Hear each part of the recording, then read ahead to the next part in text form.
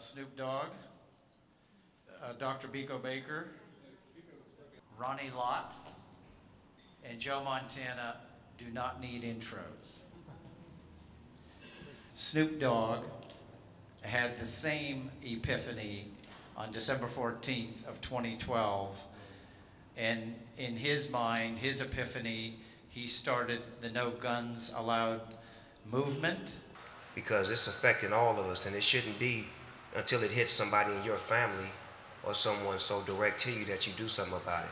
Because we're all family, and those kids that are being affected by these school shootings and the shooting that we had the other day in Southern California, this is outrageous. We need to do something about it, and I don't mind standing up for a real cause. That's why I'm here.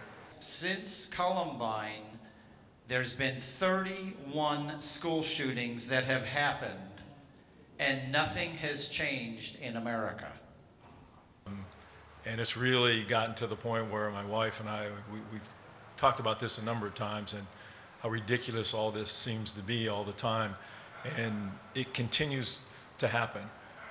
We really haven't done a lot as a community or as a country to find ways to keep our kids safe. 90% of Americans are for background checks. I mean, we all know when we look at UCSB and what's going on these campuses all across the country that we have to do something. You're dealing with a grown man now.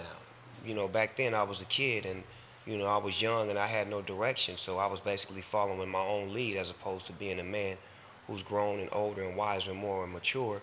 And I have kids, and I understand the effects of, you know, the power or the position that I've been given. So I try to use it in a positive manner as opposed to just loosely throwing it out there. I really believe in the future. I really believe in the millennial generation.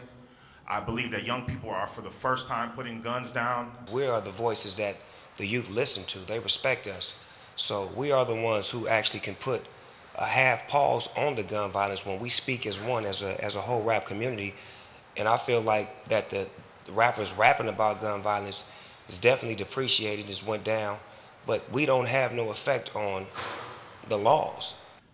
We're also going to elect new people who represent the 90% of America who favor background checks.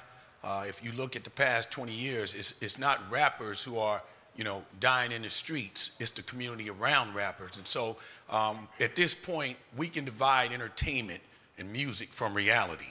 And the reality is we need more men, women to stand up and say enough is enough, not one more, and less violence in general.